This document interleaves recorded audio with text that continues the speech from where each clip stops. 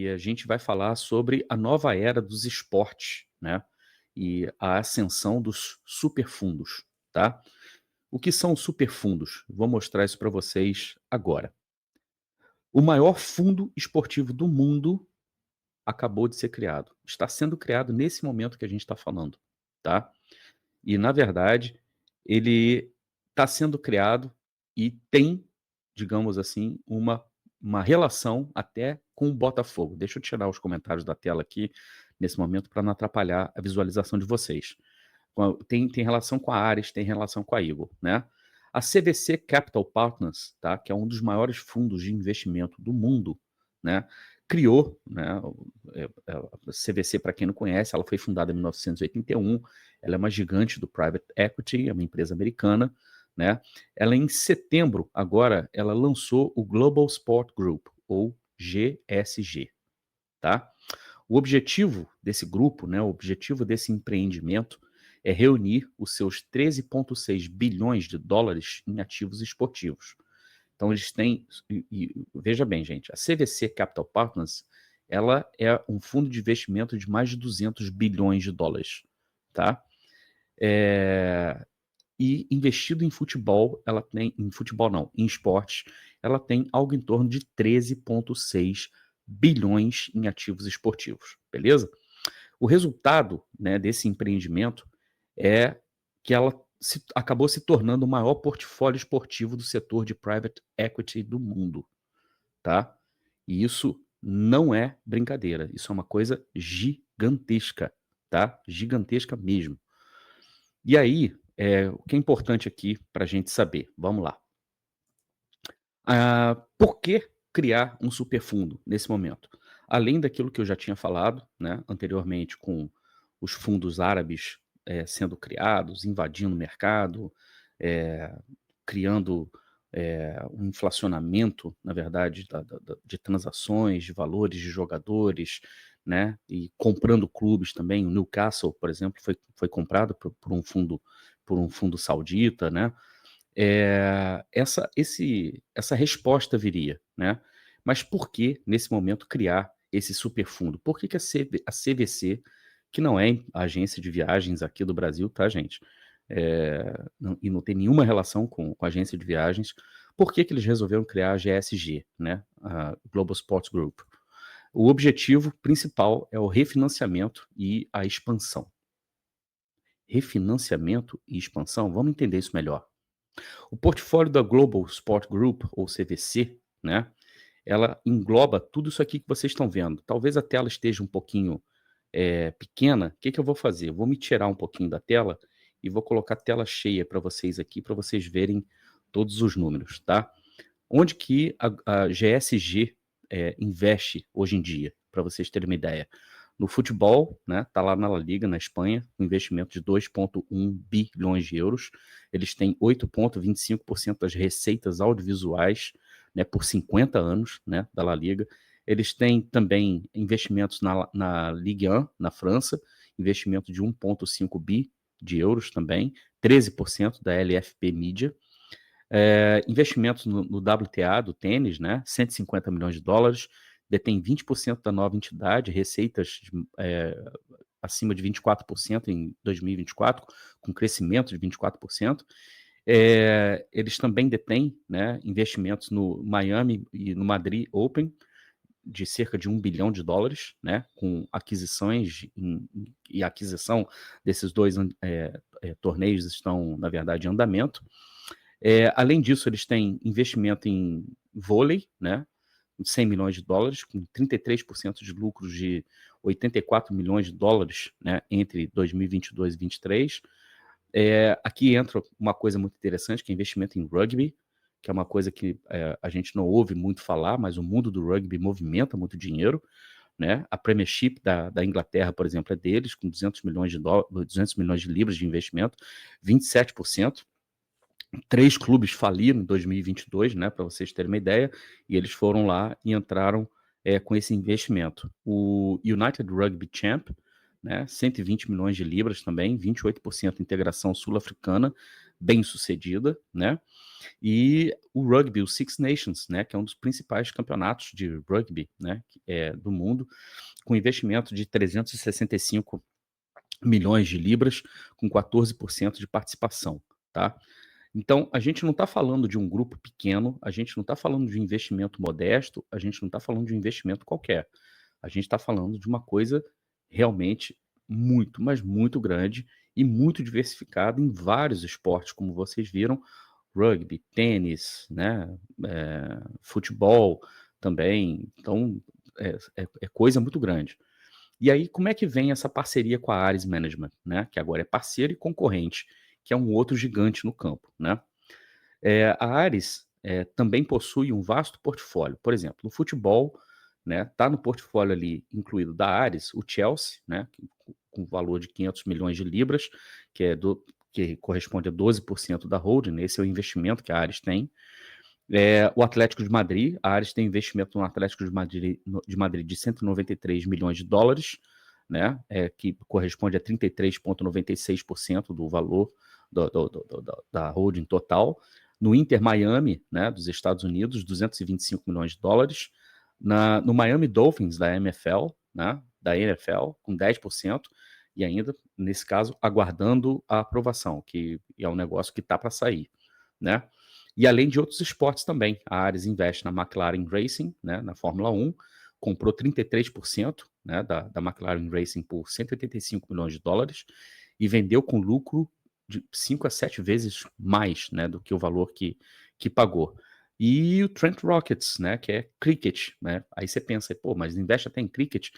Se você tem um país com quase 2 bilhões de habitantes como a Índia e também o Reino Unido, que consome muito cricket, alguns países franceses, desculpa, alguns países europeus, como a França também, você tem a presença forte do cricket lá. O cricket é um dos esportes mais vistos pelo mundo, gente, no mundo inteiro.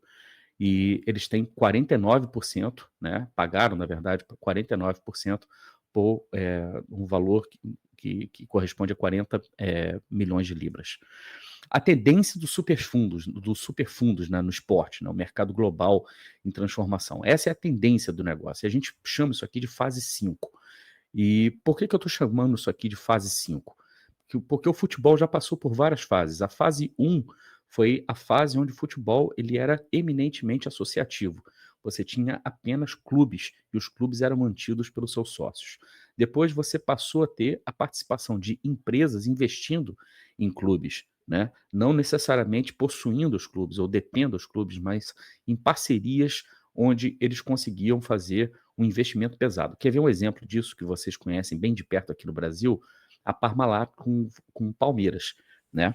A Parmalat não era dona do Palmeiras, ela não comprou, o Palmeiras não era SAF.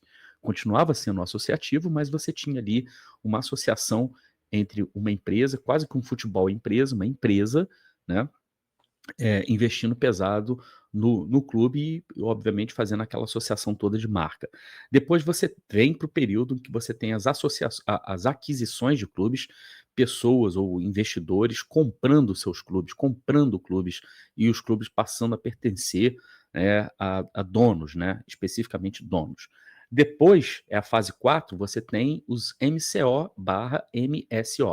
MCO é o Multi-Club Ownership e o MSO, Multi-Sport Ownership, né? E o Multi-Club Ownership, ele é nada mais, nada menos do que um mesmo dono ou o mesmo fundo, né, adquirindo vários clubes e formando uma rede de clubes, né? E o MCO é o que a gente chama de propriedade de multiclubes, né? E no caso do Red Bull Bragantino, né, que a gente sempre se refere, mas o Red Bull é MSO por ser uma Multisport Ownership. Tem investimentos em muitos esportes, em multiesportes. O futebol é um deles, na verdade. Mas existe uma lógica muito interessante que liga, por exemplo, o Red Bull Bragantino à equipe de Fórmula 1 da Red Bull, né? Que é o fato de você estar sempre lidando com essa coisa de jogar no limite. O espírito da parceria é esse, você jogar no limite, jogar com energia, né? É você praticamente transformar tudo num esporte radical, né? a o slogan da empresa, né, todo mundo conhece, Red Bull te dá asas, então você ter asas para voar em qualquer esporte, qualquer atividade que você queira desempenhar, beleza? Então a gente agora está entrando na fase 5. A fase 5, na verdade, é que a própria FIFA entendeu, e talvez o John Textor tenha alguma culpa nessa situação toda, que multi-club ownership precisa de regulamentação. E, de certa forma, a FIFA está certa, né? Porque você criando uma rede de clubes e você começa a transacionar dentro dos clubes dessa organização, você acaba levando muita vantagem, porque você só compra jogador uma vez e você acaba, né, brincando de fazer transações com jogadores, sei lá, do Botafogo para o Lyon, do Lyon para o Molenbeek, ou do Lyon para o Crystal Palace e de lá para cá, é, atribuindo valores, né, a essas transações, sendo que você não tem, na verdade, um trânsito de dinheiro propriamente dito. E tudo isso, né, obviamente, não passou despercebido. E você também tem umas questões de você tem um clube num determinado país e um clube em outro país, eventualmente eles podem participar da mesma competição continental, por exemplo, foi o caso do imbróglio, né, entre o Crystal Palace e o Nottingham Forest, né? Onde houve ali o entendimento de que havia um interesse de conflito, o Lyon também estava envolvido nisso, e um dos clubes, no caso o Crystal Palace, acabou sendo punido, né, por causa disso. Isso a FIFA já vem, né, monitorando e já vem se preparando para começar a regulamentar as MCOs. E aí o que, que os investidores fazem? Os investidores, eles não querem a regulamentação. Os investidores, né, eles querem, obviamente, fazer as próprias regras, eles querem um livre mercado, né? É uma das coisas que eles acreditam, um livre mercado, e querem, obviamente, né, maximizar a possibilidade de ganhos, né? Então, a entrada dos fundos ou superfundos inaugura, digamos assim, a era 5, né, do futebol. E ela não está sendo, obviamente, inaugurada pela CVC, né? Os fundos árabes já estavam fazendo isso. O Manchester City como MCO, né, como MCO, já é um exemplo de um fundo comprando, adquirindo. Já existem investimentos de fundos no futebol já há um bom tempo, só que os fundos estão começando, na verdade, a se unir. Né? O que a gente está vendo aqui é praticamente uma parceria entre a CVC e a Ares, criando um terceiro grupo com um propósito específico de investimento em futebol e que ganha muita alavancagem, que ganha muita força, que ganha muita vantagem competitiva, porque vai conseguir dinheiro mais barato, vai conseguir linhas de financiamento muito melhores e, obviamente, consegue, né, chegar no mercado de uma maneira muito mais forte. Os clubes que estiverem, digamos assim, os MCOs ou até clubes independentes que façam parte, né, desses grupos acabam se beneficiando muito disso. Então, clubes que estejam fora hoje de MCOs, ou então que não sejam partes, né, de fundos, ou que não tenham investimento de grandes fundos, ou que não tenham grandes empresários ou grandes empresas colocando muito dinheiro. Por exemplo, o Manchester United, ele pertence, na verdade, é como se fosse uma guarda compartilhada. Os Glazer ainda detêm a maioria, né, do controle acionário, digamos assim, mas o Jim Ratcliffe com a Ineos, né, com a sua empresa, hoje detém cerca de 30% do clube e o poder da caneta, é ele que decide, né, tudo no clube. Então, isso foi feito, né, no Manchester United, mas vai ficar cada vez mais difícil, mais raro, vermos clubes, né, que se sustentem por si só. Isso, de certa forma, é um alerta para o futebol brasileiro, que cisma em ficar ainda muito, como é que a gente fala, enclausurado no Brasil, né? Quando for sair para brigar ou for achar que vai sair para brigar, já não tem mais briga, né? Porque muita gente fala, mas o Bayern de Munique ainda se conserva como clube associativo, 51% ainda pertence à torcida ou mais, os clubes alemães são assim e tal. O Bayern de Munique não é exemplo disso. O Bayern de Munique tem uma parceria com a Mercedes-Benz, tem parceria, né, com a Allianz, tem parceria com a Adidas, e assim, veja bem, gente, é como o Bayern de Munique é como se fosse um pool, né, um conjunto, um conglomerado de empresas em que todos os investimentos ali que são feitos no futebol têm como objetivo alavancar as outras marcas também. Então, o Bayern de Munique não serve como exemplo para isso, tá? E geralmente os românticos que mencionam isso são torcedores dos clubes associativos no Brasil que ainda resistem em se tornar SAF, né? Ou talvez ainda resistam, inclusive, formar uma própria liga para fazer com que a liga em si se torne um produto independente e passe a ser comercializado de maneira internacional. Enquanto eles estiverem aqui, né, na idade das pedras, né, do jeito que o futebol... A gente está falando de... Os clubes principais do Brasil hoje, gente, são clubes da geração 1. Então, lembra do que eu falei de gerações?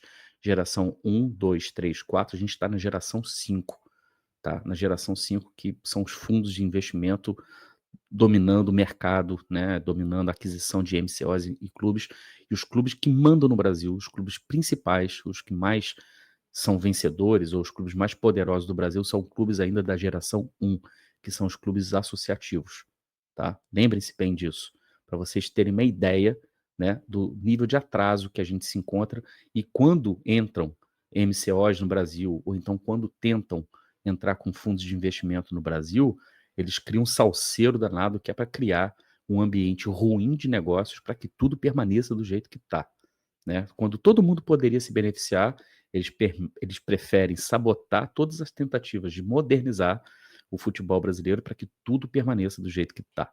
Enfim, mas isso é outro papo. O novo sempre vem, isso que é importante, a novidade sempre chega, tá? Nada é mais sedutor, atraente e necessário do que uma ideia cujo seu tempo chegou. E chegou, né? O futebol é isso, se tornou isso, e é inevitável, né? A represa um dia sempre vai acabar cedendo, né? O represamento do futebol brasileiro. Então, o movimento da CVC e da Ares é parte, né, dessa tendência, né, que eu estou falando, de uma tendência global no futebol. E você tem o investimento também, tem outros fundos que fazem também investimentos em outros esportes e inclusive também, né, no futebol. A FSG, que é a Fenway Sports Group, liderou investimentos de cerca de 3 bilhões de dólares na liga de golfe, na principal liga de golfe, né? E a Apollo Global Management, aliás, a Fenway foi uma empresa que deteve, não sei se ainda detém, mas deteve durante muito tempo, boa parte das ações e comandou durante um bom tempo o Liverpool, na Inglaterra. E olha que interessante, guardem bem essa informação aqui, que isso aqui vai servir para a gente depois, mais tarde. A Apollo Global Management, que criou o Apollo Sports Capital, que é um fundo de 5 bilhões de dólares dedicado ao esporte, e que tem investimento no Nottingham Forest. Veja bem, gente, olha que interessante, de 80 milhões de libras, tá? A gente achando que o Nottingham Forest pertence só ao Marinax, né? Não, tem investimento também de fundos, né? Nesse caso, o Apollo Global Management também investe lá no Nottingham Forest, né? 80 milhões de libras. Tem a Sports Invest Holdings, que tem investimento de 40 milhões de libras e está em negociação com o Atlético de Madrid, tá? Isso é uma coisa importante também.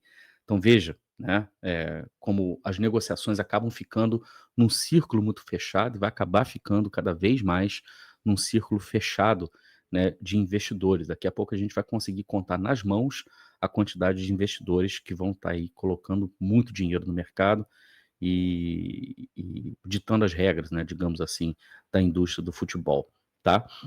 A criação do Global Sport Group, do GSG, né, pela CVC, marca o início de uma nova era para o esporte global, tá? Porque os objetivos alcançados com essa fusão, com essa criação do GSG, com essa parceria entre CVC e Ares, tá? É a consolidação de ativos sob uma única entidade. Então, os ativos eles estavam dispersos, tá? Os ativos da Ares estavam dispersos, os ativos da CVC também. Eles trazem todos esses ativos para debaixo do mesmo guarda-chuva, tá? E transforma tudo aquilo ali num investimento só. Além disso, você tem o refinanciamento, né, das dívidas de alguns grupos, de alguns MCOs, tá vendo? Olha que coisa interessante.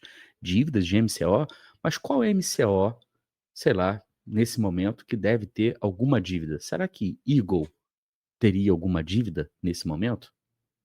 Olha que interessante. Refinanciamento e com condições muito mais favoráveis, obviamente, tá? O prolongamento do horizonte de investimento também, né? Muito mais dinheiro no curto prazo para refinanciamento de dívidas, mas também muito mais dinheiro para ser diluído no longo prazo, né? Isso é uma outra coisa importante. E também a preparação para capturar novas oportunidades globais. Ou seja, existem ainda muitos grupos, muitos MCOs que ainda não foram formados e podem vir a serem formados, existem ainda outros clubes que seriam interessantes para serem adquiridos e serem colocados no portfólio, e outros esportes também, né? Por que não? Que podem servir, inclusive, como transporte, né? Para que vocês querem ver uma coisa? Muita gente que consome cricket na Índia não gostava de futebol, não assistia futebol e passou a assistir futebol. O futebol hoje já é o segundo esporte mais assistido na Índia, né? Que é o país do cricket, né? Digamos assim. E isso é possível porque os investimentos foram sendo feitos e existem, às vezes, né, movimentos que são feitos, e movimentos estratégicos que são feitos, de você promover, sei lá, alguns eventos que a gente chama de cosplay, né? As coisas que a gente chama aqui de cosplay, né? Brincando com isso. E você, de repente, realizar um jogo de futebol no maior estádio de cricket da Índia, né? Para aquela pessoa que é fã de cricket ver um jogo de futebol no seu estádio, é uma coisa nova. Vocês não estão vendo a NFL trazendo jogos para o Brasil, no estádio, por exemplo, de clubes brasileiros de futebol, a Neoquímica Arena, né, do Corinthians sediou 2 jogos da NFL. Você vai criando, digamos assim, uma cultura de inter-relação dos esportes, né? Ou de interdisciplinaridade, até multidisciplinaridade de esportes na cabeça do torcedor, porque o torcedor, ele é torcedor barra consumidor, né? Isso é uma outra coisa também que é muito visado, né, por esses grupos, né? E para finalizar, somente essa parte aqui, tá? Desse super grupo, desse super fundo foi criado. Isso aqui é o desenho, isso aqui é o quadro para mostrar para vocês a força, né, desse supergrupo, que é o GSG, que foi criado pela CVC, pela Ares.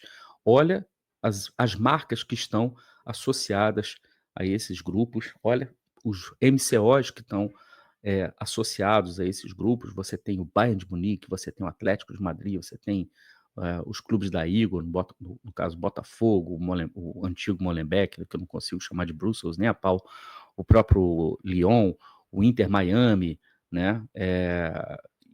O Chelsea, e por aí vai, gente. Olha como é que a coisa é gigantesca, olha como é que o alcance disso aqui é muito grande. A gente está falando disso aqui, isso aqui eu estava dizendo para vocês que é o guarda-chuva, e todas essas empresas, todas essas marcas estão debaixo do mesmo guarda-chuva. Então, isso aqui hoje a gente já pode chamar do maior conglomerado, do maior superfundo. Esse é o grande superfundo de investimentos em esportes do mundo.